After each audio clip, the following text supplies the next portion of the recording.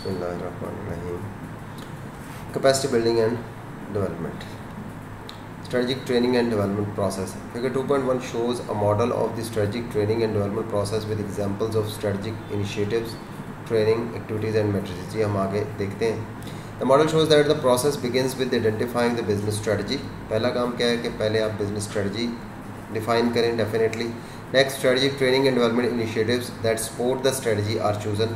तो वो जो स्ट्रेटजी आपने डेवलप की है फिर उसके लिए स्ट्रेटजिक ट्रेनिंग डेवलपमेंट इनिशिएटिव्स आपने लॉन्च करने हैं और ताकि वो स्ट्रेटजी को मीट कर सकें. Translate the strategic training and development initiatives into concrete training and development activities is the next step of process. ठीक है, उसके बाद फिर क्या है कि उसको कंक्रीट एक्टिविटीज़ में कन्वर्ट करना है. The final step involves identifying measures और मैट्रिसेस.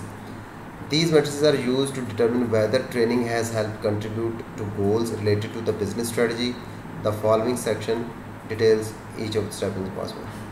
कोई भी प्लानिंग होगी, कोई भी प्लान बनाएं आप, एडवर्टीजमेंट प्लान बनाएं, कोई HR का कुछ भी, तो जब भी कोई प्लान बनेगा उसके होंगे गोल्स को फिर कन्वर्ट किया जाता है स्मार्ट ऑब्जेक्टिव्स में.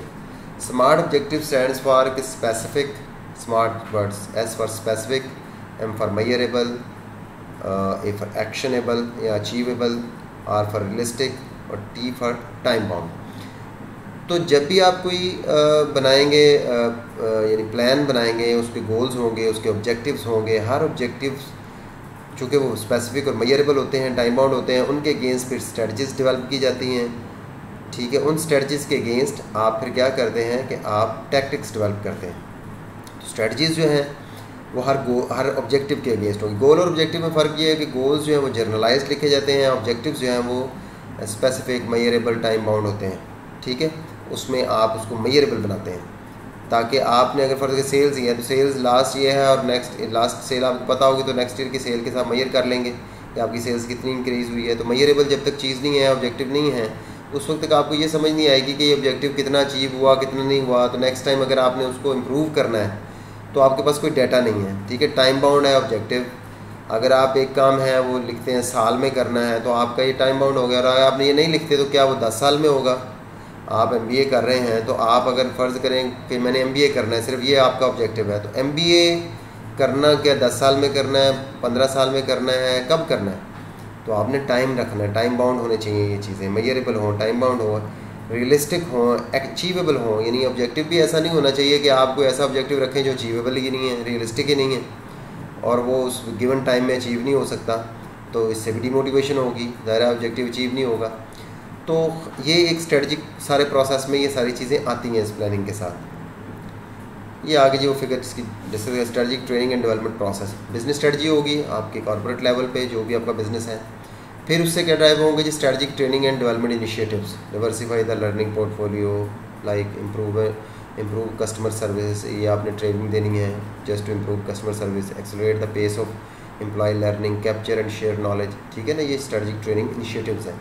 ट्रेनिंग एंड डेवलपमेंट एक्टिविटीज़, ये तो इनिशिएटिव है, तो एक्टिविटीज़ क्या होंगी? वेब बेस्ड ट्रेनिंग करानी है, डेवलपमेंट प्लानिंग मैंडेटरी करनी है, develop websites for knowledge sharing, increase amount of customer service training. ठीक है ना, ये वो एक्चुअल एक्टिविटीज़ हैं जो आपने उस ट्रेनिंग के दौरान करनी है. और इसका क्या मैट्रिक्स क्या है? That show the value of training. Learning, कि आपकी लर्निंग कितनी हुई है, परफॉर्मेंस इंप्रूवमेंट आपकी आई है कि नहीं उस ट्रेनिंग के बाद, ये बड़ा इंपॉर्टेंट है.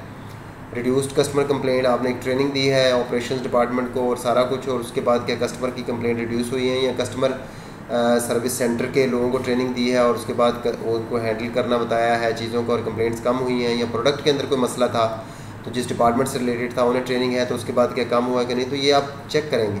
रिड्यूस टर्नओवर, ठीक है, अगर आप बात कर रहे हैं HR की तो लोग मोटिवेटेड ज़्यादा हैं, छोड़ के कम जा रहे हैं, टर्नओवर आपका कम हुआ है, एम्प्लॉई इंगेजमेंट है. तो ये सारी चीज़ें यानी बिज़नेस स्ट्रेटजी से ड्रा होंगी.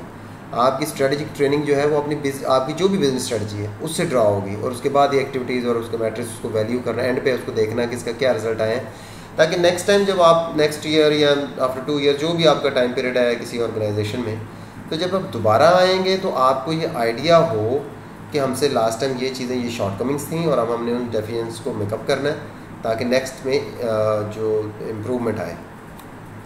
5 major components are parts of developing a new business strategy और चेंजिंग एन एग्जिस्टिंग वन. ठीक है, नहीं बना रहे हैं एग्जिस्टिंग वन जो पहले से है उसको अगर तो उसके मेजर 5 कंपोनेंट्स हैं। फिगर 2.2 नेक्स्ट आ रही है, shows the components.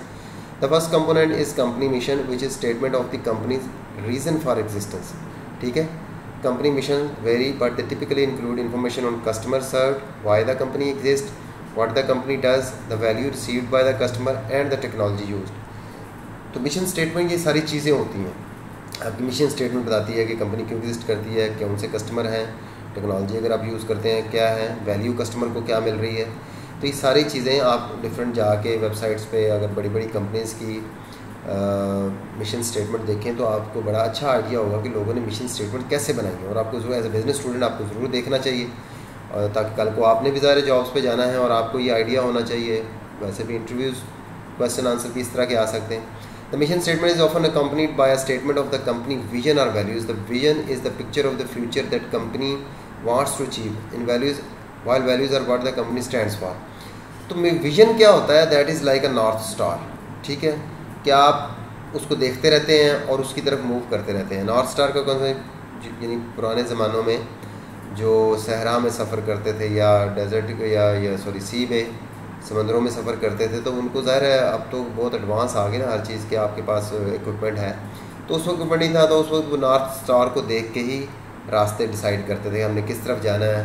North star हमारे लेफ़्ट पे है कि राइट पे है और किस तरफ हमने सफ़र करना है। तो सहरा में या समंदरों में तो नहीं, रोड के ऊपर तो आपको पता लग जाता ना, कोई बिल्डिंग है या कुछ इस तरह एरिया है, आपने किया है कि यहाँ से हमने मुड़ना, यहाँ जाना है। लेकिन सहराओं में तो नहीं, आपके पास कोई ऐसा माइलस्टोन नहीं है जो आपको बता सके कि डायरेक्शन क्या है। और सेम इज़ इन द सी, तो वहाँ पे ये नॉर्थ स्टार स्टूर होता है। तो वो कहता है कि ये विजन भी आपका नॉर्थ स्टार की तरह आपको गाइड करता रहता है कि आप किस तरफ जा रहे हैं, आपकी डायरेक्शन सेट करता है। ठीक है ना, वैल्यूज़ की कंपनी किन चीज़ों के लिए स्टैंड करती है। ये वो फिगर है जो जिसमें हम ये मिशन पहले देख रहे थे, उसका एक part mission, what does the company, why does the company exist. अब देखें ना, एक्सटर्नल एनालिसिस और नीचे इंटरनल एनालिसिस, वही जो स्वाट एनालिसिस होता है, स्ट्रेंथ्स वीकनेसेस, और ऊपर देखें opportunity strength. Strengths weaknesses internal analysis से आती हैं कि आप अपनी कंपनी का इंटरनल एनालिसिस करते हैं, वहाँ देखते हैं हमारी स्ट्रेंथ्स क्या हैं, हमारी वीकनेसेस क्या हैं, और उसके अगेंस्ट आप मैप करते हैं मार्केट के अंदर जो थ्रेट्स हैं और अपॉर्चुनिटीज़ हैं। कोई नई पॉलिसीज़ आ रही हैं, कोई नई टेक्नोलॉजी आ रही है, गवर्नमेंट की कोई रेगुलेशंस हैं या न्यू इंट्रेंट्स हैं मार्केट में, वो थ्रेट्स हैं आपके लिए। तो ये चीज़ों को आप इंटरनल और एक्सटर्नल को जब कर लेते हैं स्कैन, तो फिर आप अपना विजन बनाते हैं और मिशन बनाते हैं कि ये हमारा मिशन है, हमने ये करना है, ये हमारी कंपनी इस तरह कस्टमर को हम सर्व करेंगे। ठीक है, ये इन्वायरमेंटल स्कैनिंग के बाद आपने इंटरनल और एक्सटर्नल के बाद करना है। वहाँ से आप कंपनी के गोल्स बनाएंगे, गोल से कंपनी के ऑब्जेक्टिव्स बनेंगे। ठीक है, गोल्स को हम ट्रांसलेट करेंगे मेजरेबल स्मार्ट ऑब्जेक्टिव्स में। वहाँ से फिर स्ट्रेटेजिक चॉइस बनेगी and how we will compete, कि मार्केट के अंदर आपने कैसे कम्पीट करना है। क्योंकि ज़ाहिर है आपने मार्केट पहले स्कैन की है, अपनी स्ट्रेंथ्स और बाहर की अपॉर्चुनिटीज़ और थ्रेट्स और वीकनेसेस वगैरह को सारा आपने मैप कर लिया है, और उसके अगेंस्ट आपने अपने वो एक स्वीट स्पॉट ढूंढा है कि हमने यहाँ ऑपरेट करना है, यहाँ हमने डिफ्रेंशिएशन क्रिएट करनी है, ऐसे हमने बिजनेस को। तो वहाँ पे फिर आप देखें how will you compete. The second component is the company goals. पहले तो मिशन था, यानी मिशन। द सेकेंड क्या, company goals, which are what the company hopes to achieve in the medium to long term. They reflect how the mission will be carried out. Training can contribute to a number of different business goals as shown in table 2.2। Next वो आएगा। तो आपका जो goals हैं वो long term भी हो सकते हैं, शॉर्ट टर्म भी होते हैं। जनरली 3 years तक जो होते हैं उनको हम शॉर्ट टर्म कहते हैं, तो मोर देन 5 years को हम फिर लॉन्ग टर्म गोल्स कहते हैं। तो ट्रेनिंग आपका जो भी गोल है उनको अचीव करने के आप फिर प्रॉपर, अगर फ़र्ज़ करें वो प्रॉफिटेबिलिटी की तरफ ज़्यादा है या कॉस्ट कटिंग की तरफ ज़्यादा है, तो आप ऑपरेशन डिपार्टमेंट पे वर्क करेंगे कि कॉस्ट को कम किया जाए। फाइनेंस वालों पे ट्रेनिंग देंगे कि वो कैसे का। अगर आपका दूसरा आपकी प्रॉफिटेबिलिटी का जो एंगल है वो है सेल्स, तो आप सेल्स के लोगों को ट्रेनिंग देंगे। ठीक है, तो ये डिपेंड करता है कि आपके गोल्स क्या हैं। तो आपकी ट्रेनिंग फिर डिज़ाइन होगी dependent upon your company goals, both for profit and non profit और companies often include goals related to satisfying stakeholders, कि आप मेन जो आपकी कंपनी के स्टेक होल्डर्स हैं उनको आप कैसे सेटिस्फाई करते हैं। ठीक है ना, गोल्स का basic. The term stakeholder refers to shareholders if the company is publicly traded and for profit, the community, customer, employees and all other parties that have an interest in seeing that the company succeed। तो जितने लोगों का भी interest involve होता है company, आपके customers का, आपकी कम्युनिटी का, आपके एम्प्लॉयज़ का, ठीक है, आपके जो शेयर होल्डर्स हैं, ज़ाहिर है उन प्रॉफिट में डिविडेंड मिलना है, डिविडेंड जो उनको प्रॉफिट में शेयर मिलना है। तो तमाम स्टेक होल्डर्स जो हैं, तमाम जो ये लोग हैं, ये स्टेक होल्डर्स कहलाते हैं, ठीक है। तो कम्युनिटी भी आपकी, क्योंकि फ़र्ज़ करें आपकी कोई इंडस्ट्री है, वो एक ऐसे एरिया में है जो यानी कि जहाँ पॉपुलेशन है, तो कम्युनिटी जो आपकी कंपनी वेस्ट है उससे कम्युनिटी इफ़ेक्ट हो रही है, उनका भी इंटरेस्ट इसमें आ जाता है, ठीक है। Business strategy formation identification, possible business goals influenced by training, productivity, ठीक है। बिजनेस गोल प्रोडक्टिविटी है जो आप ट्रेनिंग से इंप्रूव कर सकते हैं, रिड्यूस स्क्रैप एंड रीवर्क। तो आप अगर ऑपरेशन डिपार्टमेंट को ट्रेनिंग देते हैं और बिजनेस प्रोसेसेस को इम्प्रूव करते हैं, तो आपका स्क्रैप यानी स्क्रैप जो होता है ड्यूरिंग ऑपरेशन, जो प्रोडक्ट मैन्युफैक्चर कर वो कम हो सकता है। इंक्रीज्ड कस्टमर सेटिस्फेक्शन, अगर आपने ट्रेनिंग दी है कस्टमर सर्विस के डिपार्टमेंट को, तो वो उनकी उस ट्रेनिंग का उन्हें फ़ायदा क्या होगा कि वो कस्टमर सेटिस्फेक्शन इंक्रीज़ होगी। इसी तरह और है reduce operational risk and accidental due to employ carelessness. अगर आपकी मैन्युफैक्चरिंग यूनिट है और एक्सीडेंट्स बहुत होते हैं, मशीनरी में किसी का हाथ आ गया, किसी का कुछ है, किसी के ऊपर गिर, तो वो आप उनको ट्रेनिंग दे देंगे कैसे आपने यानी बचना है इन एक्सीडेंट से। Increase employ satisfaction and retention, कुछ ट्रेनिंग हो सकती है कि आप अपने एम्प्लॉइज़ का टर्नओवर अगर आपका ज़्यादा है और आप फील करते हैं कि यहाँ ट्रेनिंग डिज़ाइन होनी चाहिए जो एम्प्लॉइज़ को मोटिवेट ज़्यादा करे, उनकी सेटिस्फेक्शन इंक्रीज़ करे। सेटिस्फेक्शन इंक्रीज़ होगी तो रिटेंशन रेट आपका बढ़ेगा, लोग छोड़ के नहीं जाएंगे, ठीक है। या और फ्रिंज बेनिफिट्स कोई देने हैं, जैसा भी।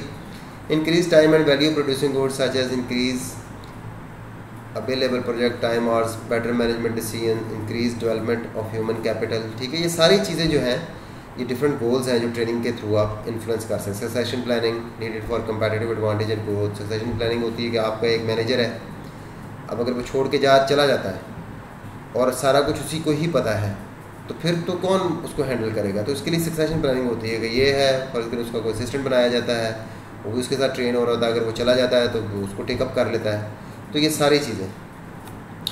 The third and the fourth component, external and internal analysis, are combined to form what is called SWOT analysis। ये हमने आगे पढ़ा भी होगा आपने मुख्तलिफ उसमें किसी न किसी सब्जेक्ट में। SWOT analysis consists of an internal analysis of strengths and weaknesses and external analysis of opportunities and threats to the company that currently exist or are anticipated। यानी कि आपकी जो भी कंपनी है, आप उसको इंटरनली उसकी स्ट्रेंथ और वीकनेसेस देखते हैं कि आपके स्ट्रॉन्ग पॉइंट कौन से हैं। आप ठीक है, आपके पास हो सकता है मशीनरी आपकी बड़ी एडवांस हो, या आपका स्ट्रॉन्ग पॉइंट है। वीकनेस आपकी हो सकता है लोकेशन, अगर फ़र्ज़ करें कोई जनरल स्टोर है तो उस लोकेशन उसका हो सकती है, या कोई भी आपकी आप एनालिसिस करते हैं। और अपॉर्चुनिटीज़ और थ्रेट्स होती हैं मार्केट में, ठीक है ना। मार्केट के अंदर अपॉर्चुनिटीज़ हैं नई प्रोडक्ट के लिए, नई डिफ्रेंशिएशन, आप प्रोडक्ट को चेंज करें, या कोई यानी कि कोई थ्रेट्स क्या हो सकती है, कोई न्यू इंट्रेंट्स आ गए हैं, यानी आपकी कंपनी और लोग भी रजिस्टर कर रहे हैं, कंपटीशन बढ़ता जा रहा है, ठीक है। तो ये एनालिसिस आप करते हैं। तो इस एनालिसिस को जब आप कंपेयर करते हैं तो फिर आपको सिचुएशन समझ आती है कि हमने किस जगह ऑपरेट करना है। After completing the SWOT analysis, the company usually managers involved in strategic planning has all the information it needs to consider how to compete, generate several alternatives, business strategies and make a strategic choice। तो आप जब ये environmental scanning करते हैं SWOT के through, तो आपके पास पूरी एक पिक्चर आ जाती है कि आपके पास पावर क्या है और मार्केट में क्या अपॉर्चुनिटीज़ हैं, उसको आप मैप करते हैं, ठीक है ना। आपकी वीकनेस क्या है, मार्केट में क्या थ्रेट्स हैं, वीकनेस क्या है, पावर, इन सबको आपस में मैप करके फिर आप अपना एक बनाते हैं पॉइंट के जी यहाँ हमने ऑपरेट करना है, यहाँ हमने कम्पीट करना है, ये स्ट्रेटजी यूज़ करनी है, ठीक है। तो ये बड़ा इंपॉर्टेंट पॉइंट है SWOT analysis. The decision that a company has to make regarding how to compete are shown in table 2.3, ठीक है। The possible alternative strategies are compared based on the ability to achieve the company goals. The strategic choice represent the strategy believe to be the best alternative to achieve the company goals. अच्छा जी, ये देखेंगे कि decisions a company must make about how to compete to reach its goal, where to compete, in what market, industry कौन सी है, product कौन सी है, विल वी कम्पीट, ठीक है। ये आपने डिसाइड करना है। How to compete, on what outcome or differentiating characteristics will we compete, cost है, क्वालिटी है, रिलायबिलिटी, यानी आप कैसे कम्पीट करेंगे। आप कॉस्ट कम करेंगे, ये माइकल पोर्टर का एक बड़ी मशहूर उसकी ये हैं, cost leadership, differentiation and niche marketing, कि आप कौन सी स्ट्रेटजी, कॉस्ट कम करते हैं, आप कहते हैं हम जो है हमारी प्रोडक्ट सस्ती बड़ी होगी मार्केट में। आप क्वालिटी भी कर सकते हैं जी हमारी प्रोडक्ट सस्ती, लेकिन क्वालिटी सबसे अच्छी होगी, या रिलायबिलिटी डिपेंड करता है प्रोडक्ट कैसी है, डिलीवरी हमारी और पोस्ट परचेज़ हमारी जो सर्विसेज हैं वो बहुत अच्छी हैं, इनोवेटिवनेस हमारी प्रोडक्ट में। तो ये आपने डिसाइड करना है कि हम किस पॉइंट पे, वो आपकी स्ट्रेंथ्स जब आप स्वाट करेंगे तो आपको आइडिया हो जाएगा कि आप कहाँ प्ले कर सकते हैं ना। आपके पास अगर अच्छी मशीनरी है, अच्छी आप क्वालिटी प्रोड्यूस कर सकते हो, आप वहाँ ऑपरेट करेंगे। डेफिनेटली ये इतना ईजी भी नहीं होता, आपने देखना होता है कस्टमर की क्या परचेजिंग पावर है, आप जिस कस्टमर को टारगेट करने जा रहे हैं वो कैसा है, उसकी परचेजिंग। आप क्वालिटी बहुत अच्छी देते हैं और वो आपकी जो टारगेट सेगमेंट है उसका उतना ना हो, तो डेफिनेटली ये जो बिजनेसेस हैं ये सारे इस तरह की चीज़ें कंसीडर करते हैं। With what will we compete, what sources will allow us to beat the competition, how will we acquire, develop and deploy these resources to compete। ज़ाहिर है कंपनी अगर आप चल रही है तो आपको रिसोर्सेज चाहिए। फ़र्ज़ करें रॉ मटेरियल की ही बात कर लें, कहाँ से एक्वायर करेंगे, डेवलप कैसे करेंगे। आपको हो सकता है कोई बहुत अच्छा कंप्यूटर सिस्टम चाहिए हो, कोई बड़ा सॉफ्टवेयर की आपकी कंपनी ऐसी हो जिसमें बड़ा अच्छा, तो वो सॉफ्टवेयर की इंडक्शन आप कैसे करेंगे, कहाँ से लेंगे, डेवलप कैसे कराएंगे, और तरह के किसी भी तरह के रिसोर्सेज जो कंपनीज में यूज़ होते हैं, तो ये सारी प्लानिंग आपने करनी है। Thank you.